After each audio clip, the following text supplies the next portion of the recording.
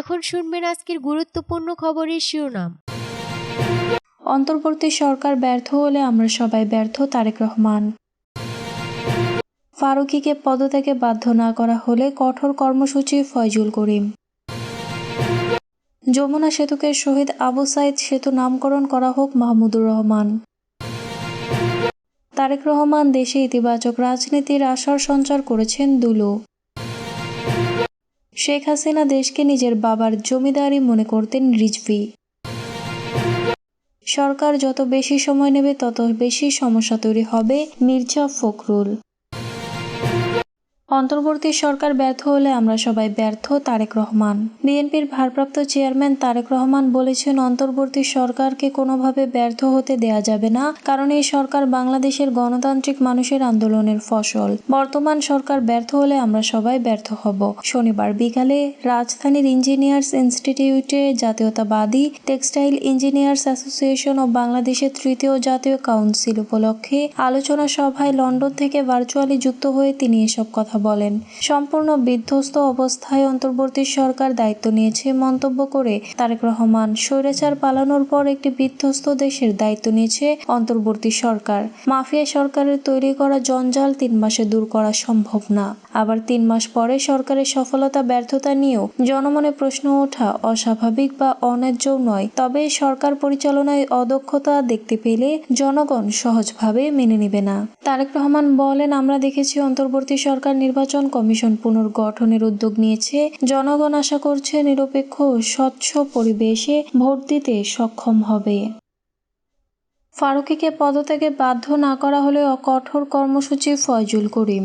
ইসলামী আন্দোলনের সিনিয়র নায়েবে আমির মুফতি সৈয়দ মোহাম্মদ ফয়জুল করিম বলেছেন, ফারুকীকে কোন যোগ্যতা ও কোন গুণে উপদেষ্টা করা হলো তা আমার প্রশ্ন। যদি ফারুকীকে পদত্যাগ করতে বাধ্য না করা হয় তাহলে কঠোর কর্মসূচি দেয়া হবে। শনিবার বিকেলে মাদারীপুরের শিবচর নন্দকুমার মডেল ইনস্টিটিউশন মাঠ প্রাঙ্গণে আয়োজিত গণসমাবেশে প্রধান অতিথির বক্তব্যে তিনি এসব কথা বলেন। আওয়ামী লীগ ও বিএনপির মধ্যে পার্থক্য নেই উল্লেখ করে তিনি বলেন, যে ফ্যাসিস্টের বিরুদ্ধে এদেশের মানুষ আন্দোলন করেছে, চিহ্নিত একটি রাজনৈতিক দল তাদের সঙ্গে হাত মিলিয়ে এদেশের শহীদদের সঙ্গে বেইমানি করেছে। তারা এদেশের মানুষের আবেগের ওপর দাঁড়িয়ে ক্ষমতায় যেতে চায়। অন্তর্বর্তী সরকারের উদ্দেশ্যে ফয়জুল করিম আরও বলেন, এদেশের মানুষ আন্দোলন করে জীবন দিয়েছে, আর উপদেষ্টা বানানো হচ্ছে বিদেশি চাটুকারদের, যারা ইসলাম ও এদেশের দুশ্মন। দেশের সাধারণ মানুষ এসব মেনে নেবে না। যমুনা সেতুকে শহীদ আবু সাইদ সেতু নামকরণ করা হোক, মাহমুদুর রহমান। দৈনিক আমার দেশ পত্রিকার সম্পাদক মাহমুদুর রহমান বলেছেন, আমি মনে করি রংপুরবাসীর জন্য সবচেয়ে বেশি গৌরবের নাম আবু সাইদ। সরকারের কাছে আবারও দাবি করতে চাই, দ্রুত যমুনা সেতুর নামকরণ পরিবর্তন করে শহীদ আবু সাইদ সেতু নামকরণ করা হোক। শনিবার রংপুরে আবু সাইদের কবরে শ্রদ্ধাঞ্জলি ও জিয়ারত শেষে সাংবাদিকদের সঙ্গে আলাপকালে তিনি কথা বলেন। মাহমুদুর রহমান বলেন, শহীদ আবু সাইদের নামে সেতুটির নামকরণ করা হলে আমি মনে করি উত্তরবঙ্গের মানুষের দুঃখ বেদনা কিছুটা হলেও লাঘব হবে, কারণ যে মুহূর্তে আপনি এই সেতু পার হবেন তখনই আপনার মনে পড়বে শহীদ আবু সাইদের সেই মহান শাহাদাতের কাহিনী। তিনি বলেন, কোনো যোগ্যতার ভিত্তিতে কেউ উপদেষ্টা হচ্ছেন এটা অধ্যাপক ইউনূস সাহেব ও ওনার যারা বুদ্ধিদাতারা আছেন তারাই ভালো বলতে পারবেন। তবে আমি মনে করি উপদেষ্টা পরিষদের উত্তরবঙ্গের রিপ্রেজেন্টেশন নেই, এটা খুব দুর্ভাগ্যজনক। তারেক রহমান দেশে ইতিবাচক রাজনীতির আশার সঞ্চার করছেন দুলু। বিএনপির কেন্দ্রীয় নেতা ও সাবেক মন্ত্রী অ্যাডভোকেট এম রুহুল কুদ্দুস তালুকদার দুলু বলেছেন, বিএনপির ভারপ্রাপ্ত চেয়ারম্যান তারেক রহমান দেশে ইতিবাচক রাজনীতির আশার সঞ্চার করেছেন। গতানুগতিক রাজনীতির বাইরে তারেক রহমানের ইতিবাচক ও পরিবর্তনের রাজনীতি জাতির সামনে নতুনভাবে আশার সঞ্চার করেছে। যে অবস্থানেই থাকুক না কেন, বিএনপি জনকল্যাণে কাজ করে যাবে। শনিবার নাটোরের নলডাঙ্গা উপজেলার মাধনগর ইউনিয়ন বিএনপি আয়োজিত জনসমাবেশে প্রধান অতিথির বক্তব্যে তিনি এসব কথা বলেন। কুদ্দুস তালুকদার দুলু বলেন, বিএনপির সবসময় জনগণের পাশে ছিল, এখনো থাকবে। আওয়ামী লীগ দুর্নীতি লুটপাট করে দেশের অর্থনীতিকে ধ্বংস করে দিয়েছে। তারপরেও আমরা অন্তর্বর্তী সরকারের প্রতি আহ্বান জানাবো, আপনারা ক্ষতিগ্রস্ত মানুষের পাশে দাঁড়ান, আমরা আপনাদের সহযোগিতা করতে চাই। দুলু আরও বলেন, পৃথিবীর কোনো দেশে স্মরণকালে কোনো স্বৈরাচারী সরকার পতনের পর আর ক্ষমতায় ফিরে আসতে পারেনি। আওয়ামী লীগও আগামী 40 বছরে আর বাংলাদেশের ক্ষমতায় ফিরতে পারবে না। শেখ হাসিনা দেশকে নিজের বাবার জমিদারি মনে করতেন রিজভী।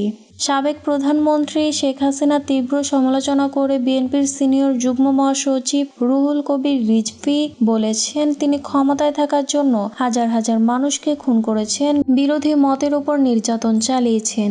শেখ হাসিনা দেশকে নিজের বাবার জমিদারি মনে করতেন এবং নিজের ইচ্ছে মতো দেশ পরিচালনা করতেন। শনিবার বরিশালের বাকেরগঞ্জ উপজেলার ধুদল ইউনিয়নের জাহাঙ্গীর হোসেন মোল্লা ডিগ্রি কলেজ মাঠে শহীদ পরিবারদের উপহার সামগ্রী বিতরণকালে তিনি এসব কথা বলেন। রিজভী বলেন, দেশে গণতন্ত্র ফিরিয়ে আনতে অচিরে একটি সুষ্ঠু নির্বাচন প্রয়োজন।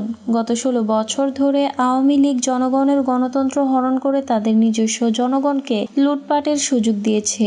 এখন এই গণতন্ত্র পুনঃপ্রতিষ্ঠা করতে হবে এবং এজন্য সুষ্ঠু নির্বাচনের মাধ্যমে জনগণের ভোটাধিকার নিশ্চিত করতে হবে। সরকার যত বেশি সময় নেবে তত বেশি সমস্যা তৈরি হবে, মির্জা ফখরুল।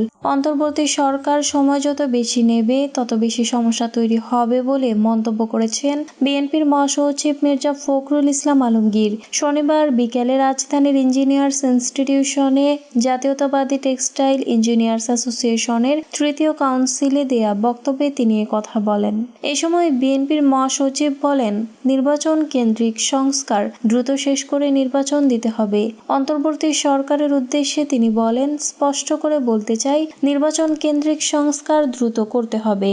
আশা করব নির্বাচন ব্যবস্থা, প্রশাসন, আইন শৃঙ্খলা ও বিচার ব্যবস্থার মৌলিক সংস্কার শেষে দেশের মানুষের কল্যাণের জন্য দ্রুত নির্বাচনের দিকে যাওয়া প্রয়োজন।